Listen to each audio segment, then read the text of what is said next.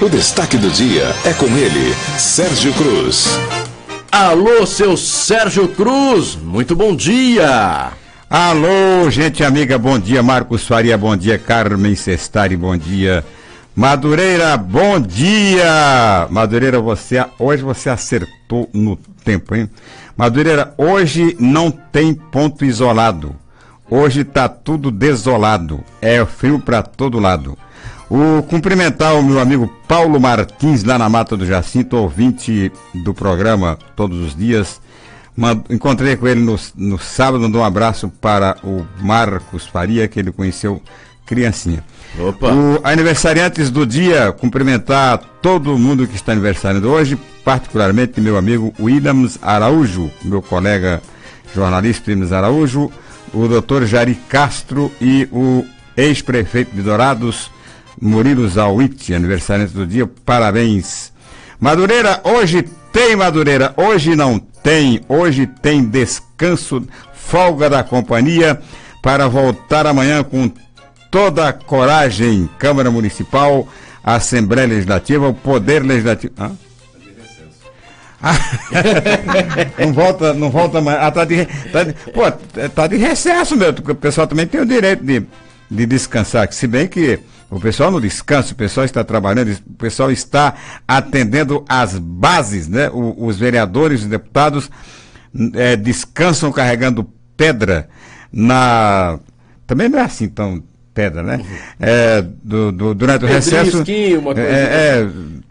Durante as férias, o recesso, os vereadores visitam as bases, né? Para colocar em dia as fofocas da política brasileira.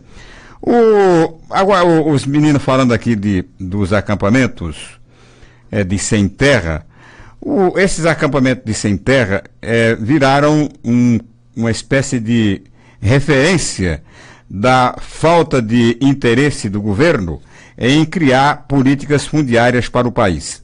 O acampamento foi, na época da ditadura, o principal instrumento do trabalhador rural para conseguir a desapropriação de áreas para assentamentos, na expectativa de que o acesso da população à democracia pudesse trazer também uma política fundiária séria, honesta, respeitável e que acabasse definitivamente com a necessidade dos acampamentos.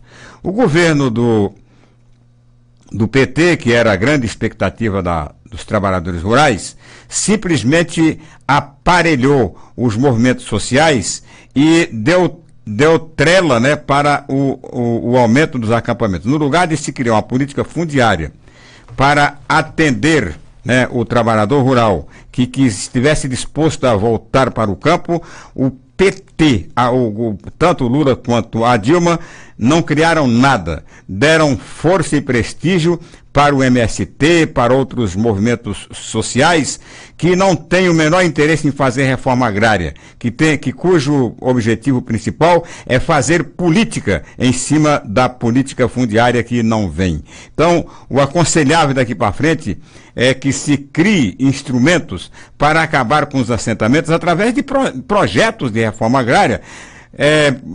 O que falta é exatamente isso. A hora que tiver um projeto de reforma agrária sério, que abra espaço para o trabalhador rural fazer a sua inscrição no INCRA e a partir daí ser avaliado nos novos assentamentos, aí acaba definitivamente o acampamento, porque o pessoal que hoje acampa, e o Marcos Faria falou certo, o pessoal vai mais no sábado e domingo para jogar baralho, para jogar baralho nos acampamentos, não precisa de acampamento. Acampamento é um instrumento de pressão que foi utilizado com muito sucesso, aliás, no tempo da ditadura militar. Agora não precisa mais, porque o governo é sensível a qualquer... E o Lula falava isso com toda frequência, né? Olha, traga os projetos, se o projeto for bom, a gente aprova, tal. O problema é que tanto o Movimento Sem Terra, FETAGRE, CUT Rural, todos esses carreta campesina, sei lá, tantos nomes que apareceram por aí, ninguém levou para o governo federal por desinteresse de cúpula um projeto de reforma agrária discutido pelos trabalhadores para acabar definitivamente com o acampamento e começar uma política fundiária realmente alvissareira para o Brasil, porque está provado, onde tem trabalhador rural, tem desenvolvimento. Algumas regiões de Mato Grosso do Sul, algumas cidades de Mato Grosso do Sul, renasceram depois que foram criados os assentamentos rurais. É só fazer com responsabilidade e acaba com o acampamento, porque o acampamento não tem a menor importância hoje, do ponto de vista de se conseguir liberação de áreas e tal. Da discussão na sexta-feira aqui, sobre as drogas, uma coisa os nossos debatedores não passaram para a população: a questão da liberação da droga. O uso da droga no Brasil é totalmente liberado. Você pode fumar, você pode se picar, você pode frequentar as cracolândias à vontade, que não tem problema nenhum, porque o uso é liberado. O que é proibido, e aí achar que toda essa política não passa de uma grande hipocrisia, é você liberar o uso da droga e proibir a venda. Quer dizer, você está liberado o uso do feijão, mas você vai ao mercado e o feijão é proibida a venda do feijão no mercado. Então, é um absurdo, quer dizer, você proíbe, permite que todo mundo use e tal, mas não permite que a pessoa faça a aquisição do produto. Então, por que essa liberação parcial, essa liberação meia boca que não vai resolver nada? Então, faltou isso, né? Explicar para a população que o uso, por isso que a polícia reclama, pois não adianta, a gente prende, daqui meia hora está solto por quê? Porque o uso da droga, ele é liberado e permitido. O que não pode é comprar e portar drogas. Daí as cadeias cheias de mulas, né? Pessoal que vende pouquinho, e pessoal que eventualmente é dependente, usuário da droga, e na delegacia o delegado é o árbitro número 1 e o juiz é o árbitro principal. Se ele achar que o cara está com droga a mais, ele pede a prisão preventiva ao juiz tal. Se ele medir lá, achar que não deve, ele libera, até porque as cadeias já não cabem mais prisioneiros, gente. As pessoas falam, porque tem a audiência de custódia, tem as prisões, essas prisões alternativas e tal. Agora tem que ter, né? Como é que você vai? Onde é que você vai botar todo esse pessoal? Você tem que ficar a vida inteira construindo cadeia. Agora, construir cadeia não é difícil. O duro é você manter cadeia.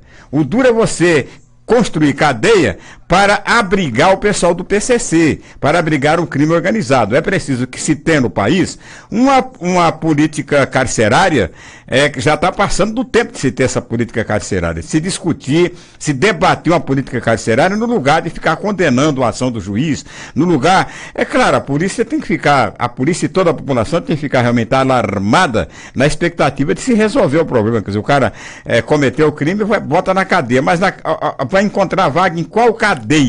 As cadeias estão todas superlotadas, daqui a pouco vai ter que amarrar preso nos postos, porque não cabe mais nas cadeias. Então, é preciso, antes de você exigir a prisão, é preciso que você exija que o governo tenha prisões para colocar todo mundo. Então, esse negócio da droga, isso é uma droga, né? Falar em droga, o Temer agora passou a bola para a oposição. Ele conseguiu, depois de muitas negociações e negociatas, se livrar do processo da denúncia do Ministério Público, do Janot, lá na Comissão de Constituição e Justiça. Isso aí fortalece, né? Politicamente termina fortalecendo o Temer, que agora não tem pressa, né? Agora... vai para o plenário, quem tem o compromisso de colocar a gente no plenário para dar quórum de 300 e tantos deputados, não é o governo só precisa de 172 votos. Quem tem que colocar a gente no plenário para condenar, para autorizar, para derrubar o parecer da Comissão de Constituição e Justiça é a oposição. Será que a oposição tem competência para colocar 300 e tantos deputados no plenário? Então, porque para o Temer não tem problema nenhum. Se ficar o pedido de licença do Supremo Tribunal lá, o resto do mandato, não tem problema nenhum. Para ele não tem problema nenhum. O problema é da oposição. Então, 2-0 para o Temer. 1-0 na Comissão de Constituição e Justiça e 1-0 agora para o plenário, porque ele não tem a menor pressa. A pressa dele era derrubar o pedido lá na Comissão de Constituição e Justiça. Isso é só uma explicação, não tenho nenhuma... o que eu acho é que essa coisa já devia ter sido resolvida há muito tempo. O que eu acho, já falei isso aqui também, estou convencido de que o Procurador-Geral da República não podia ter feito, não pode criar um ódio, né? Agir com ódio. A Justiça, o Ministério Público, não pode agir com ódio, né? Tem que agir com justiça. Com justiça e sem medo, né? Agora esse negócio do ódio, nós vamos esse fatiamento da denúncia é uma demonstração de ódio, é uma demonstração de irresponsabilidade do Ministério Público. Podia juntar todos os pedidos num só, né? Num só processo, porque tá lá, o processo está lá, já conhece todos, inclusive já anunciou o que ele vai fazer nos próximos atos aí que vai mandar para o Supremo Tribunal Federal. Então, eu acho que devia ter mandado, estou convencido de que melhor para o Brasil era ter mandado tudo de uma vez só, porque esse negócio do fatiamento vai dar no que deu aí, vai ficar trocar 6 por meia dúzia, vai ficar do mesmo tamanho, não vai mudar nada. Esse Temer é muito esperto, né? Está com o governo na mão, está com um talão de cheque na mão, então ele consegue fazer o diabo aí e termina desmoralizando as próprias instituições. Falar aqui rapidinho, da questão do desarmamento, né? As pessoas me criticaram muito, Sérgio Cruz, você mandaram até um vídeo aqui do Bolsonaro sugerindo, ele confirmou aqui na entrevista, numa pergunta feita pela Carmen Sestari, que realmente ele defende que cada cidadão tem uma pistola, use uma pistola e que cada produtor rural tem um fuzil, né? Agora, eu também não sou contra, radicalmente contra. O que eu acho é o seguinte: cada cidadão pode ter a sua arma, sou contra o porte de arma, né? O porte eu sou contra. Agora, ter sua arma em casa para se defender, sou plenamente favorável. O que eu acho, e aí acho mesmo, é que o cidadão, para ter uma arma em casa, ele precisa primeiro saber dar tiro e depois não ser louco, né? Porque se ele não sabe dar tiro e é doido, ele sai por aí matando vizinho. Se ele não sabe atirar, ele vai matar um próprio filho, que vai acontecer um desastre. Agora, liberação geral, como pregou o doutor Gibim aqui, é uma temeridade, né? Porque permite que que você compre uma arma na farmácia. Liberação geral. Não compra porque não pode elitizar. Se criar restrição, você termina elitizando o uso da arma. Quer dizer, eu acho que é temerário isso. A pessoa tem que ter um curso, né, para dar tiro, que ninguém nasce com pontaria natural, né, não tem vocação, tem que aprender a dar tiro. Agora, você não aprende a atirar de graça, né? É caro um curso hoje. Quantos cursos tem de tiro hoje no país? Eu sei lá quantos tem, entendeu? Aqui em Campo Grande eu não conheço nenhum. Tem que aprender a atirar. E tem que passar por um exame psicológico. Eu vi um dia desse aí, essa semana, não sei se no Rio de Janeiro, um cidadão deu uma fechada num carro e ele não teve problema nenhum, encostou no carro, puxou o revólver, atirou e matou uma criança. Quer dizer, não discutiu. Um cara desse é louco, quer dizer, vai botar a arma na mão de um cara desse aí. Então, a minha discordância com o doutor Gibim Lacerda, com o Bolsonaro, com aqueles que defendem o armamento irresponsável para todo mundo andar armado, é exatamente nesse aspecto.